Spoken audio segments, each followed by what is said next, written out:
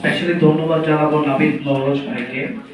জাতীয় নাগরিক জাতীয় প্রতিবন্ধী নাগরিক শক্তির মতো এত শক্ত একটা প্ল্যাটফর্ম বাংলাদেশে নিয়ে আসা, এবং বাংলাদেশের পলিটিক্সে এনসিপি যে পলিটিক্স, যে একটা নয়া বন্দোবস্তের কথা আমরা বলছি, এই নয়া বন্দোবস্তের দিকে আমাদের নিয়ে আসা।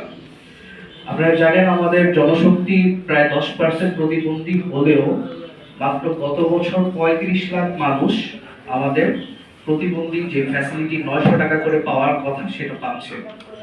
2005-06 সালের দিকে বাংলাদেশে এই প্রতিবন্ধীদের জন্য আপনার সরকার কর্তৃক একটা অ্যালাউন্স দেওয়া শুরু হয়, যেটা ছিল 200 টাকা। 2025 সালে ইন্টারিম গভর্নমেন্টের সময় 850 টাকা থেকে এটা 900 টাকা করা হলো।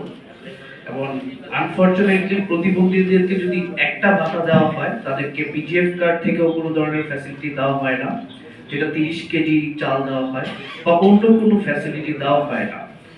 সো আমরা দেখলাম যে আমাদের যে বিএনপি তারা যখন ক্ষমতায় আসার আগে একটা ম্যানিফেস্টো দিয়েছিল, বলেছিল 2,500 টাকা করে ফ্যামিলি কার্ডের টাকা দেওয়া হবে। এক্ষেত্রে প্রথমেই প্রায়োরিটি দেওয়া দরকার ছিল প্রতিবন্ধীদেরকে, কিন্তু আনফরচুনেটলি প্রতিবন্ধীরা এটা থেকে এখনো কোনো ধরনের অ্যালোকেশন পায় নাই, বা তাদের টাকাটা 900 টাকায় রাখা হয়েছে।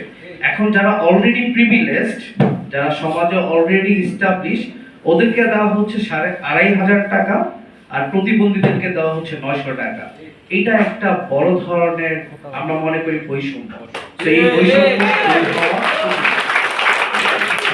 বাংলাদেশের বাজেট অ্যারাউন্ড 8 লাখ কোটি টাকা, এর মধ্যে 3,800 কোটি টাকা দেওয়া হয় প্রতিবন্ধীদের জন্য, অথচ আমরা 1,10,000 কোটি টাকা খরচ করব। আমরা বলছি আমরা কিসের জন্য খরচ করব? এই ফ্যামিলি কার্ডের জন্য। বছরে 1 লাখ কোটি টাকা দেওয়া হয় ক্যাপাসিটি পেমেন্টের জন্য, যেটা পায় সামিট গ্রুপ, যেটা পায় ইউনাইটেড গ্রুপ, যেটা পায় ডরিন গ্রুপ, যেটা পায় অ্যাসালমেন্ট গ্রুপ। সো আপনার আমার টাকা গভর্নমেন্ট কি করছে, বিভিন্ন বড় বড় অলিগার্কদের হাতে তুলে দিচ্ছে, কিন্তু প্রতিবন্ধীদের যাদের অ্যাকচুয়ালি টাকাটা পাওয়া দরকার ছিল তাদের জন্য অ্যালোকেশন পাচ্ছে না। আমরা এনসিপি ছায়া কমিটি থেকে আমরা এবার একটি পূর্ণাঙ্গ বাজেট প্রস্তুত করব, যে বাজেটে প্রতিবন্ধীদের অ্যালোকেশন যাতে 3,800 কোটি টাকা থেকে 10,000 কোটি টাকাতে নিয়ে নেওয়া যায়, এটার একটি ম্যাথমেটিক্যাল ক্যালকুলেশন গভর্নমেন্টকে দিব, এবং এটা রেভিনিউ কিভাবে কালেকশন করব ওইটাও আমরা দিব, যাতে প্রতিবন্ধী। আপনারা খুব ইন্টারেস্টিং একটা পয়েন্ট তুলেছেন, যেটা আমি আশায় চিন্তা করছিলাম, যে যেই ধরনের অর্গানাইজেশনে ডিসেবল পারসনদের রিক্রুট করা হবে, ওই প্রতিষ্ঠানে 2% বা 2.5% এর মতো ট্যাক্স অ্যাডভান্টেজ দেওয়া যায় কিনা।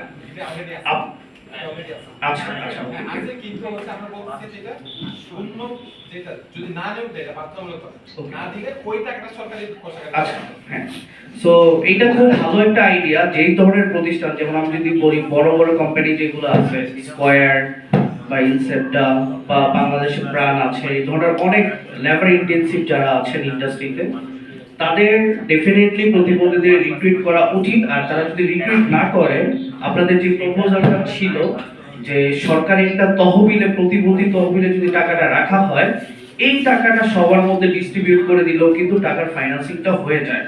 সো এটা খুব ভালো একটা আইডিয়া, এই আইডিয়াটাকে আমরা ইনকর্পোরেট করব।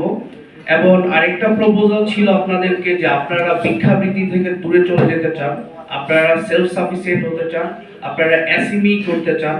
সো আমরা দেখছি যে গভর্নমেন্ট একটা ফান্ড করেছে রিসেন্টলি, যেটা 28 এপ্রিল উদ্বোধন হলো বাংলাদেশ ব্যাংকের, সেটাকে আমরা বলছি স্টার্টআপ ফান্ড। বাংলাদেশে এখন পর্যন্ত যতগুলো স্টার্টআপ ফান্ড হয়েছে সবগুলো ফেল করেছে। কারণ কি? এগুলো জাস্ট পলিশিং করা, আর কিছু না। আমরা চাই এই ফান্ডগুলো এসএমই উদ্যোক্তাদের জন্য হোক এবং প্রতিবন্ধীদের জন্য হোক, যারা আসলে বাংলাদেশের ভূমিকা রাখতে পারবে। আমরা বাংলাদেশ ব্যাংককে বলবো, আপনারা এই ধরনের স্টার্টআপ ফান্ড থেকে দূরে সরে আসুন, কারণ বাংলাদেশের স্টার্টআপ কোনোদিনও আগেও হয় না, ভবিষ্যতেও হবে না। আপনারা ফোকাস করুন কিভাবে এই দেশের দরিদ্র এবং যে বৈষম্যের শিকার প্রতিবন্ধীদেরকেও তাদের মানবিক উন্নয়ন করা যায় সেদিকে ভূমিকা রাখার জন্য। এর সাথে আমি বলবো যে বাংলাদেশের 64টা জেলায় 64টা প্রতিবন্ধী স্কুল হওয়া দরকার, এবং এই স্কুলগুলোতে প্রপার মেইনটেনেন্স থাকা উচিত, প্রপার টিচার থাকা উচিত, যারা আপনাদেরকে আপনাদের উন্নয়নে ভূমিকা রাখতে পারবে। এই সকল প্রপোজাল আমরা আমাদের বাজেটে দিব। আমরা আপনাদের সাথে প্রতিনিধিত্ব করতে চাই, এবং আমি বিশ্বাস করি আপনাদের মাধ্যমেই এনসিপি একদিন আরো বড় হবে এবং আপনাদের শক্তিতেই এনসিপি সামনে এগিয়ে যাবে। সকলকে ধন্যবাদ।